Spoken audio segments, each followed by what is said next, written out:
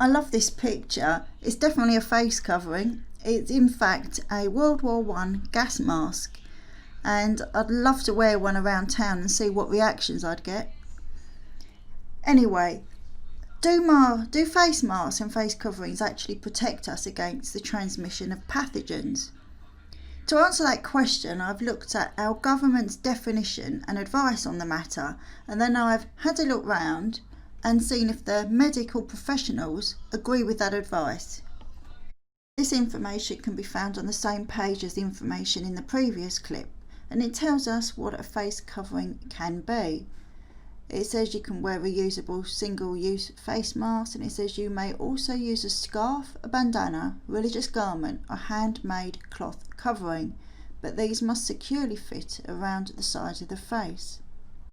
I'd say that was a very brief description and possibly a bit vague. It doesn't mention how many layers you have to have. In the same country, you'd think that the press and organisations would be able to stick to that description, even if it is a bit below par in my opinion. But no, one of our biggest chemist chains, called Lloyd's, has written something similar, but not quite. It says a covering will be suitable if it can tie comfortably around your head, cover your nose and mouth, and allow you to breathe easily. Going on that description, you could wear, say, a bridal veil, and that doesn't fit snugly round your face like the government said. This is just implying something can hang from your head and cover your nose and mouth. So ambiguous.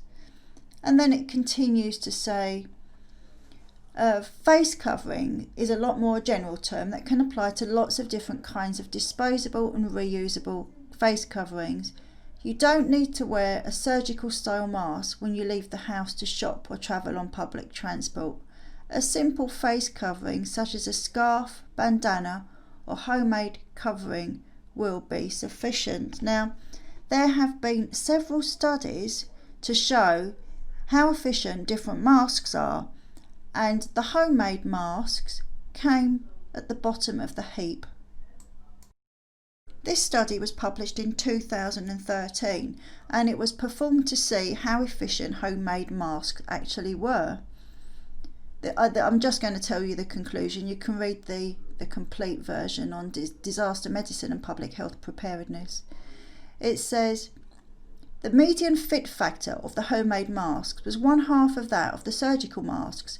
Both masks significantly reduced the number of microorganisms expelled by volunteers, although the surgical masks was 3 times more effective in blocking transmission than the homemade mask.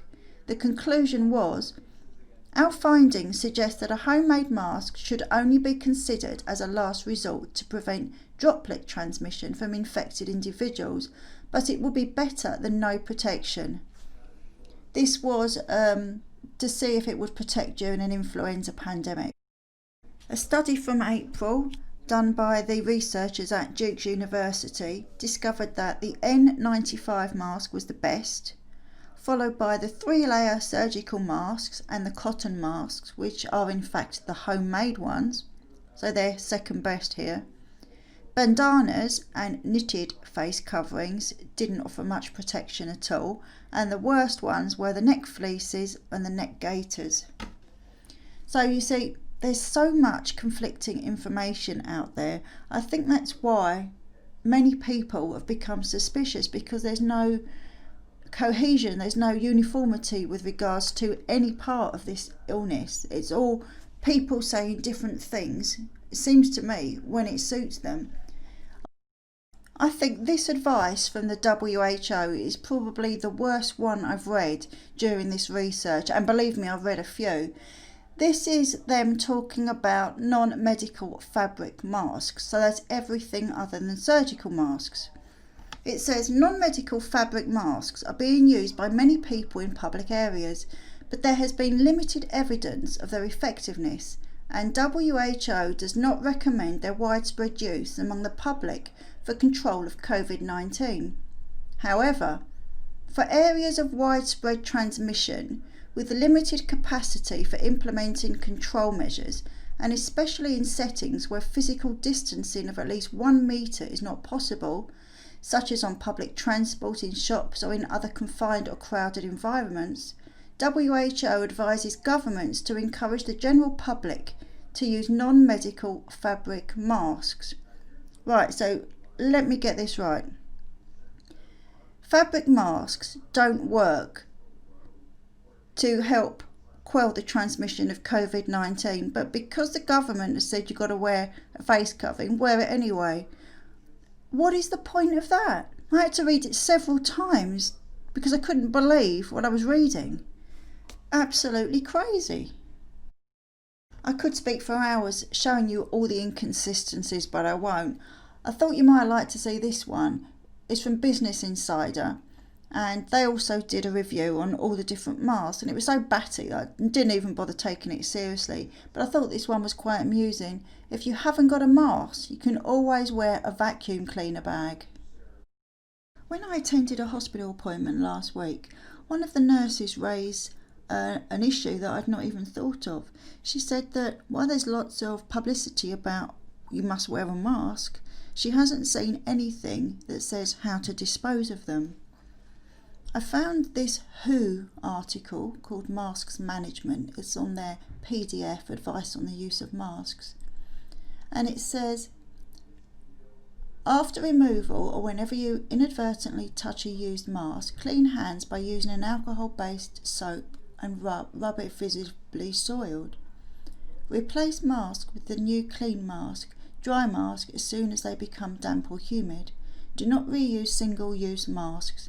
Discard single-use masks after each use and dispose of them immediately upon removal. Cloth, e.g. cotton or gauze masks, are not recommended under any circumstance.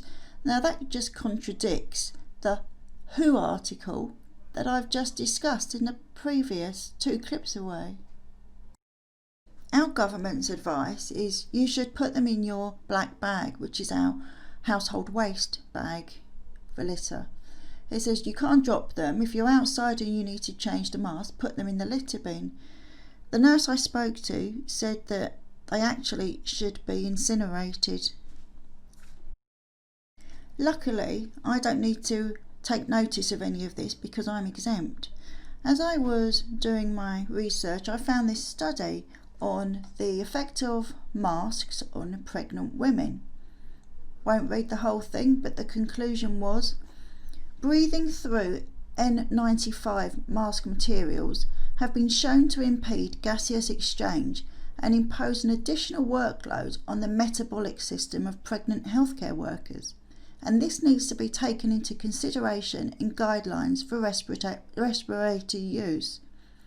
The benefits of using N95 masks to prevent serious emerging infectious diseases should be weighed against potential respiratory consequences associated with extended N95 respirator use.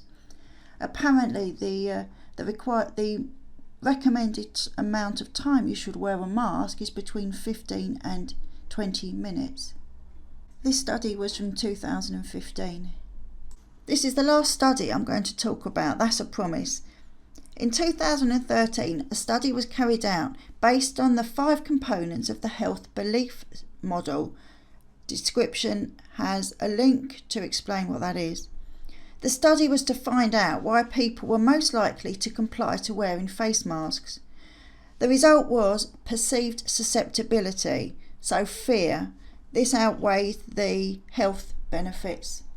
I was really surprised by what I found out doing this research. I thought there'd be much more concrete evidence that face masks and face coverings prevent the transmission of pathogens. There's a lot more negatives than I imagined and so much conflicting information that this only weakens the belief in this deadly virus. I've seen many people in town, as you have probably, wearing face shields, but according to the CDC, their effectiveness is unknown. In my next video, I'm going to be looking at the pros and cons of quarantine.